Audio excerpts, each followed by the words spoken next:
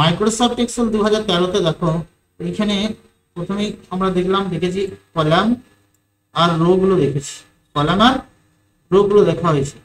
আর এর যে সিটগুলো, সিট 1 এখানে আছে, কিন্তু মাইক্রোসফট অফিস 2007-এ 1 2 3 বলে সিট থাকে, 1 2 3 বলে সিট থাকে। এখানে দেখো 1 আছে, প্লাস 2 প্লাস 3 প্লাস 4, এইভাবে আমরা সিট যত খুশি নিতে পারি।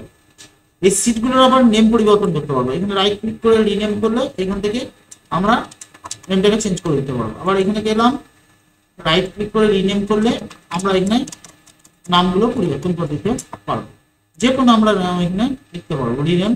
এগুলোকে আবার কালারও করা যাবে। কি করে? এখানে রাইট ক্লিক করলাম, ট্যাব কালার, এখানে একটা কালার দিলাম। আবার এদিকে ক্লিক করলাম, ট্যাব কালার, এখানে যেখানে একটা কালার দিলাম। আবার এখানে গেলাম, ট্যাব কালার, এখানে যেখানে কালার করে দিলাম। তো এইভাবে ট্যাবগুলো আমরা নাম এবং কালার করে নিতে পারি। এবার দেখা গেল যে এই ট্যাবটাকে, এই পেজটাকে আমরা প্রথমে নিয়ে আসতে চাই, যেহেতু এই সোয়াতাটা প্রথমে আছে, এটা কিভাবে নিয়ে যাবো? এটাকে যদি মাউসে টিপে ধরে নিয়ে আসি, এখানে ছেড়ে দিই, এখানে ছেড়ে দিই। আবার এটাকে টিপে ধরে যদি প্রথমে নিয়ে আসি, তাহলে প্রথমে চলে আসবে।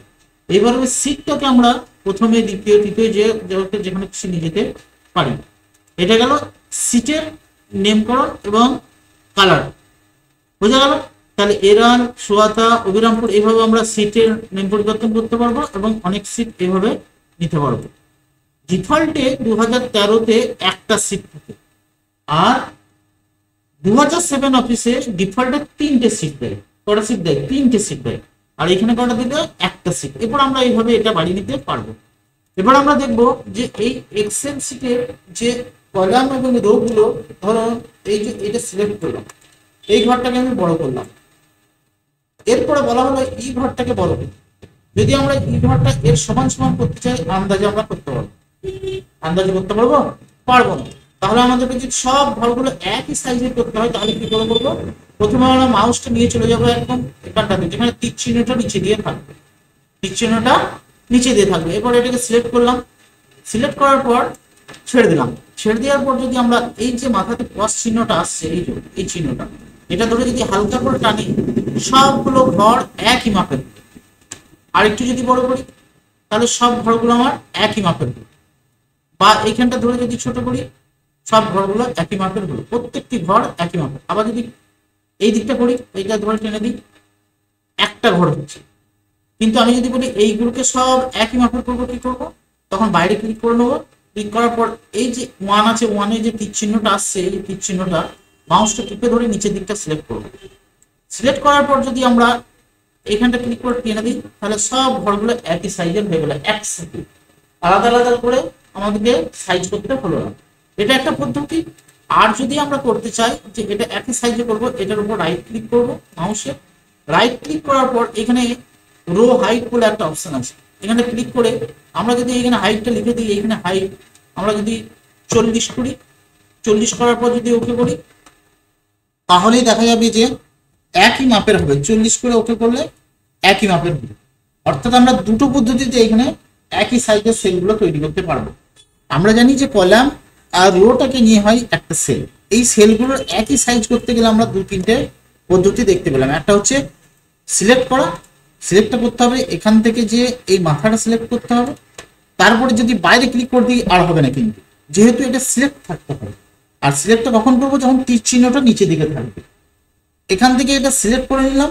সিলেক্ট করার পর যদি আমরা এখান থেকে ধরে এটা একটু টেনে দিই, তাহলে একই মাপের হয়ে গেল। আবার যদি রোটাকে করতে চাই, রোটাকেও এইখান থেকে ধরে এটা টানবো। টানার পর যদি আমরা যে কোনো কলামটি এটা ধরে যদি টেনে দিই, একই মাপের হয়ে যাবে। এইভাবে আমরা সেলগুলোকে একই সাইজের করতে পারবো। আর যদি আমরা এইভাবে না করি, তো আমরা এখানে রাইট ক্লিক করব, সিলেক্ট করার পর এখানে রো হাইট বলে একটা অপশন আছে, এখান থেকেও আমরা করতে পারবো। এইভাবে আমরা রো আর কলামের হাইট এবং কলাম ওয়াইডটাও করতে পারবো এখান থেকে, বোঝা গেল?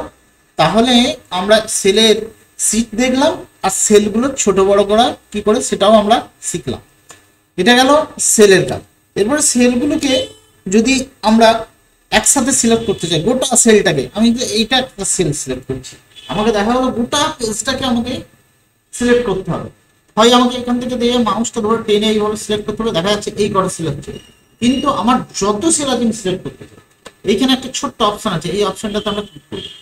অপশনটা ক্লিক করার সঙ্গে সঙ্গে গোটা যত সেল আছে সব সেল সিলেক্ট হয়ে গেল।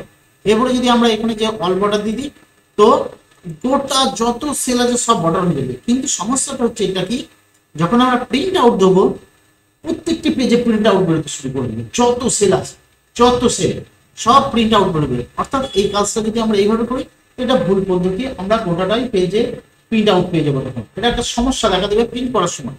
কিন্তু যদি আমরা মাউস দিয়ে সিলেক্ট করি, যতটুকু সিলেক্ট করবো, আমরা যদি এতটুকু সিলেক্ট করি, এই অংশটাই আমার প্রিন্ট আউট হয়ে যাবে।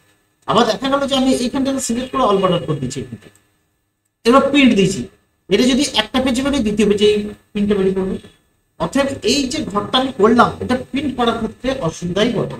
সেই জন্য যখন আমরা সিলেক্ট করবো, খুব সাবধান করে সিলেক্ট করবো, যতটুকু সিলেক্ট করবো ততটুকুই আমার প্রিন্ট আউট বেরোবে। এবার প্রিন্ট আউট বেরোবে, আমি বুঝবো কি করে কতটা প্রিন্ট আউট বেরোবে। এক্সেলের সবচেয়ে গুরুত্বপূর্ণ কাজ হচ্ছে প্রিন্ট আউট বের করা। কাজ হয়ে যাবে, কিন্তু প্রিন্ট আউট কি করে বার করবো সেটা একটা বড় সমস্যা। কারণ আমরা যখন পেজ সিলেক্ট করি, তখন আমরা সেটা A4 না B4 না পোর্ট্রেট না ল্যান্ডস্কেপ সেটা আমরা খেয়ালই রাখি না। কেমন, আমরা যদি চলে যাই পেজ লেআউটে, পেজ লেআউটে যাওয়ার পর যদি আমরা সাইজে গেলাম, সাইজে যাওয়ার পর যদি আমরা এখানে A4 করে রাখি, A4 ক্লিক করার সঙ্গে সঙ্গে আমাদের এখানে দেখাচ্ছে যে এই যে ছোট্ট ছোট্ট ছোট্ট ছোট্ট দাগ আছে, এটা একটা A4 সাইজের পেপার। আমি যদি একটু জুমটাকে কমিয়ে দিই, জুমটাকে যদি আমরা এখান থেকে কমাই তাহলে বুঝতে পারবো। জুম কমেছি, এইখানে যে এই যে চারকোনা দাগটা দেখা যাচ্ছে, এটা একটা A4 সাইজের পেপার, আর এই একটা A4 সাইজের পেপার, আবার এই একটা A4 সাইজের পেপার, এইভাবে সব A4 সাইজে সেজে গেছে। এবার যদি আর আমরা ওরিয়েন্টেশনে যে এটা ল্যান্ডস্কেপ করে দিই, তাহলে দেখা যাবে আমার পেজটা এদিকটা এতটা বেড়ে গেল। এই যে এইখান থেকে শুরু করে এতটা হচ্ছে A4, আর নিচের দিকটা হচ্ছে এই যে এখান থেকে এত, এটা হচ্ছে এটা।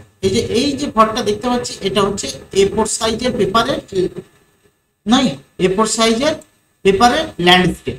আর পোর্ট্রেট হলে হচ্ছে লম্বালম্বি, পোর্ট্রেট হলে লম্বালম্বি। এই পেজ সেটআপটা নজর রাখতে হবে কখন, যখন আমরা প্রিন্ট আউট দেবো। কাজ তো আমরা সবাই করে দিই, কিন্তু প্রিন্ট দেওয়ার সময় কি হয়, গোলমাল লেগে যায়। কেমন, এখানে আমরা লিখছি, এখানে যদি আমরা অনেক লিখতে থাকি, আমরা যদি লিখতে থাকি 1 2 3 4 5 এইভাবে যদি লিখতে থাকি, তো আমরা কি করব, এইভাবে যদি লিখতেই থাকি 1 2 3 4 করে যদি লিখে দিই, তাহলে কি হবে,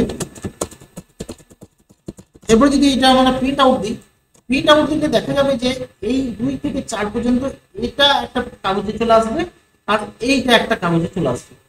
তাহলে আমরা চাইছি যে একটা পেজেই এই প্রিন্ট আউট হবে, একটা পেজেই প্রিন্ট আউট হবে। তাহলে কি করতে হবে, আমাকে এই পেজটাকে এতদূর আনতে হবে, এই পেজটাকে এর মধ্যে ঢোকাতে হবে, তাহলে আসবে। হয় আমাকে অক্ষরগুলো ছোট করতে হবে, তাহলে ঘরগুলোকে ছোট করতে হবে। এখানে একটা মজার বিষয় হচ্ছে, যদি আমি এটা সিলেক্ট করি, এইভাবে সিলেক্ট করার পর এই যে চিহ্নটা ডবল ক্লিক করে দিই, যদি ও যতটুকু ঘরের প্রয়োজন ততটুকু নিয়ে নেবে। বুঝতে পারলাম কথাটা? কি করলাম, আমরা প্রথমে এখান থেকে এটা সিলেক্ট করলাম, দেখা যাক এখানে আমি একটা নাম লিখছি, অভিরাম,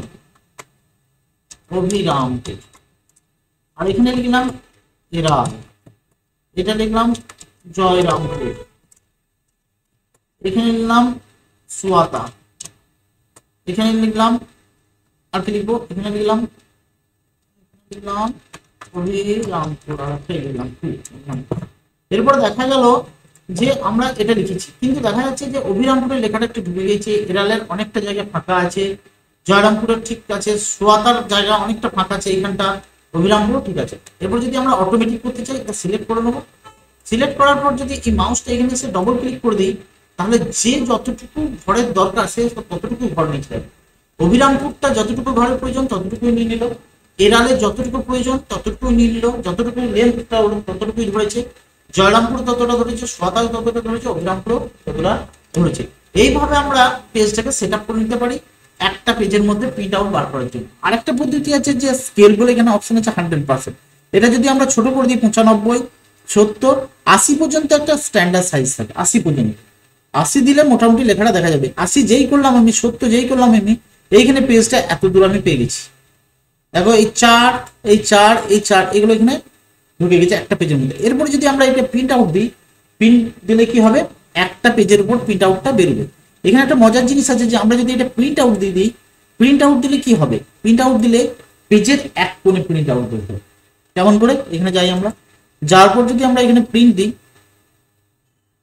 যদি প্রিন্ট করি, প্রিন্টটা কোথায় হচ্ছে, এক কোণে প্রিন্ট হচ্ছে, এইখানটাতে প্রিন্ট হচ্ছে। আর আমি যদি এইখানটাতে প্রিন্ট যাই, নয় তো আমরা কি করব, এখানে যাব, যে পেজ লেআউটে যাব, পেজ লেআউটে যে এখানে পেজ সেটআপ বলে একটা অপশন আছে, এই লঞ্চারটা ক্লিক করব। যেহেতু আমরা প্রিন্টের কাজ শিখছি, এটা মার্জিন গেলাম, এইখানটাতে দেখো, এখানটাতে কি আছে, প্রিন্টটা এইখানটায় বেরিয়ে, এইখানে যদি হরিজন্টালে ক্লিক করে দিই তাহলে আমার এটা মিডিল হয়ে গেল, আর ভার্টিক্যালে ক্লিক করে দিই ঠিক এখানটায় প্রিন্ট আউটটা বেরোবে, এখানে দেখাচ্ছে না।